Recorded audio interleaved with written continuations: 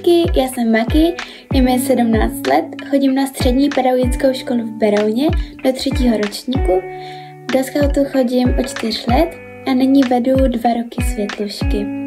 Na námořní akademii se chci přihlásit kvůli tomu, že mám ráda výzvy, mám ráda veškerý sport, od malička dělám balet a gymnastiku a mám ráda, když něco nemám zadarmo, a proto si myslím, že se hodím na námořní akademii a byla bych moc ráda, kdybych si tento kurz mohla zkusit a mohla bych ho splnit.